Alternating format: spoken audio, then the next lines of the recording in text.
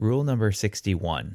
The hortatory or Jussive subjunctive is used in the present tense to express a gentle command, urging, or concession. The last 48 rules have focused on the cases of nouns. We're going to change course here and start talking about verbs. More specifically, in the next 4 rules, the subjunctive mood in the main clause. You may know the subjunctive from its subordinate uses, and we'll cover those later, in Rules 76 on to the end. But even when the subjunctive is used independently, it still carries with it the hypothetical, unreal sense of the subjunctive. Here's a quick overview of the uses of the subjunctive, both used independently, so that is in the main clause, and dependently, so that is in a subordinate clause, along with the rules in which I'll be covering them. For this rule, I think we quickly need to review the forms of the present subjunctive. Most verbs experience a shift in their vowel when conjugated to this form. A phrase like, she fears a liar, is helpful to remember that first conjugation verbs shift from the A to an E, seconds to an EA, thirds to an A, and fourths to an IA. And take note that the present subjunctive uses an A for all verbs except those in the first conjugation, where A is the standard indicative vowel. So a verb might not look right when it's in the present subjunctive, and you might develop the feeling that something just isn't right with the verb's form. Irregular verbs have irregular forms. Sum es est is sim sis sit, and wolo vis volt is wellum wellis wellit. Perhaps the most important and common of these main clause uses of the subjunctive is the Jussive. That's at least what I call it, although sometimes you'll see the term hortatory being used for first-person plural verbs. These two terms, Jussive and hortatory, are essentially synonymous, and I'll use Jussive.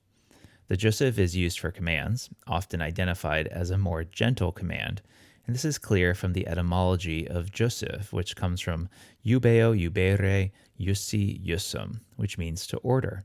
Hortatory, by the way, comes from the deponent verb hortor, hortari, hortatus sum, to encourage. In English, we translate the Jussive with the word let, followed by the subject, but in the objective case, and you'll see this in a second, and then the verb. And so we could read eamos, the present subjunctive, as let us go. Note that even though these words are first-person plural with the mus ending, in English we render this as let us, rather than using the subject form we. The opening to Catullus' 5th poem has perhaps the most famous Jussives in Latin, vivamus atque amemus, let us live and let us love, and he's talking to his girlfriend. You'll note that vivamus and amemus are in the present subjunctive. The vowels A and E here reflect the vowel shift for the present subjunctive. Because you'll often find this let us with the Jussive subjunctive, I learned it way back when as the salad subjunctive because, well, lettuce. This let translation also helps us see how this is a gentle command or an urging. Catullus doesn't command his girlfriend with an imperative live and love. He urges her to do so. And the Jussive can have first and third person subjects, so Catullus can include himself in the loving if he wants to. Amemus is first person plural, while the imperative, rule number 65, is most commonly just directed at a you in the second person. Let's do a couple more examples. Caveant intemperantiam. Let them beware of excess. Here, caveant is in the third person plural, so we translate it as let them. Dido's final exhortation in the Aeneid mixes the future tense with the Jussive subjunctive. Moriemur inultae sed moriamur. I will die unavenged, but let me die. And Virgil's using the poetic plural here.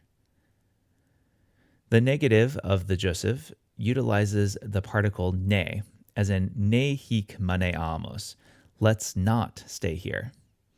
Ne ex urbe discedat, let her not leave the city, or don't let her leave the city.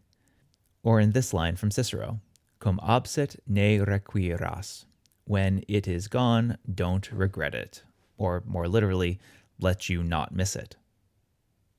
Two more minor notes. Sometimes we see the imperfect and pluperfect subjunctive used to show an obligation in the past that was left undone or unfulfilled. So, potius doceret causam non esse aequam.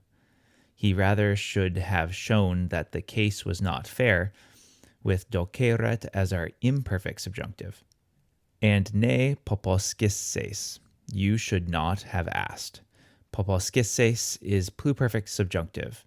The pluperfect more clearly shows the action has passed. And sometimes the jussive shows a concession, as in sit fur at est bonus imperator.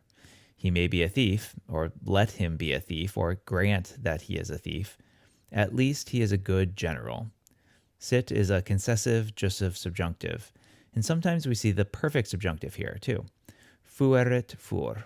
Suppose he was a thief. And let this be rule number 61. The hortatory or jussive subjunctive is used in the present tense to express a gentle command, urging, or concession.